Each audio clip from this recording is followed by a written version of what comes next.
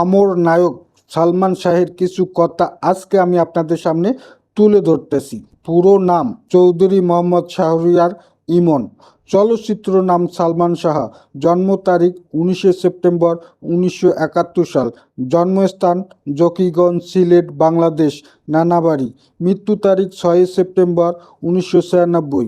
মাত্র 24 বছর বয়সে তিনি মারা যান। পিতা কমরউদ্দিন, মাতা নীলা চৌধুরী, স্ত্রী সামিরা হক। বিবাহ 1992 সাল। উচ্চতা 5 ফুট 8 ইঞ্চি। শিক্ষাগত জীবন আদমজী ক্যান্টনমেন্ট কলেজ থেকে BCom, bachelor of commerce degree অর্জন করেন। প্রাথমিক জীবন ও মিডিয়াতে প্রবেশ।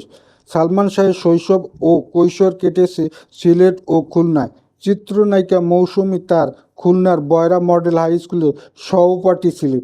অভিনয়ে আসার আগে তিনি 1985 সালে হানিফ সংকেতের ম্যাগাজিন অনুষ্ঠান কথার কথা একটি মিউজিক ভিডিওতে মডেল হিসেবে কাজ করেন। এছাড়া তিনি বিটিভির কিছু নাটক যেমন পাথর সময়, আকাশ ছোঁয়া, সৈকতে সারস ইত্যাদিতে ছোট পরিসরে অভিনয় করেছেন। মিলভিটা, কোকা-কোলা বেশ কিছু খ্যাতনামা ব্র্যান্ডের বিজ্ঞাপন চিত্রের মডেল হয়েও তিনি পরিচিতি পান। চলচ্চিত্র ক্যারিয়ার 1993 সালে সোহানুর রহমান সোহান পরিচালিত কেয়ামত থেকে কেয়ামত চলচ্চিত্রের মাধ্যমে বড় পর্দায় তার অভিষেক ঘটে। প্রথম ছবিতে তার বিপরীতে ছিলেন মৌসুমী। গায়ক হিসেবে অভিষেক হয় আগুনের। ছবিটি বক্স অফিসে তুমুল ব্যবসা সফল হয় এবং রাতারাতি সালমান শাহকে তারকা খ্যাতি এনে দেয়। মাত্র 3 বছরের অল্প ক্যারিয়ারে তিনি মোট 27টি চলচ্চিত্রে অভিনয় করেছেন, যার প্রায় সবগুলোই ব্যবসা সফল হয়েছিল। তার ফ্যাশন, সচেতন হেয়ার স্টাইল এবং চমৎকার অভিনয়শৈলী তৎকালীন তরুণ সমাজের মাঝে ব্যাপক ট্রেন্ড সৃষ্টি করেছিল।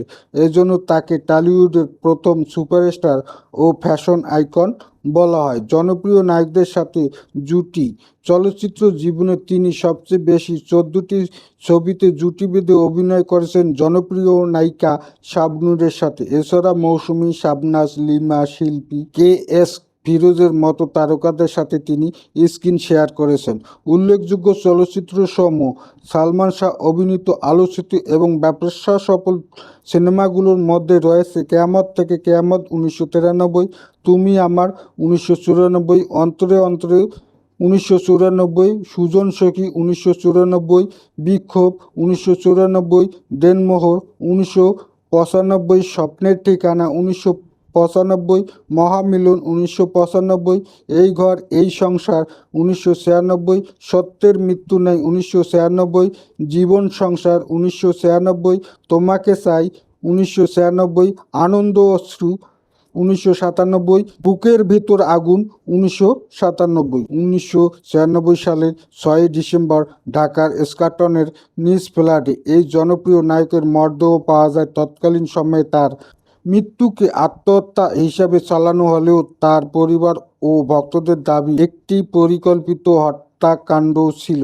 তার এই আংশিক রহস্যজনক মৃত্যু পুরো দেশকে স্তব্ধ করে দিয়েছিল এবং আজও তা বাংলা চলচ্চিত্র ইতিহাসের সবচেয়ে বড় রহস্য হিসেবে বিবেচিত হয়। মৃত্যুর এত বছর পরেও বাংলাদেশের মানুষের মনে ও চলচ্চিত্র প্রেমীদের মাঝে এখনও তিনি সমানভাবে, এখনও তাকে বাংলাদেশের সিনেমাপ্রেমী মানুষরা আগের মতোই ভালোবাসেন।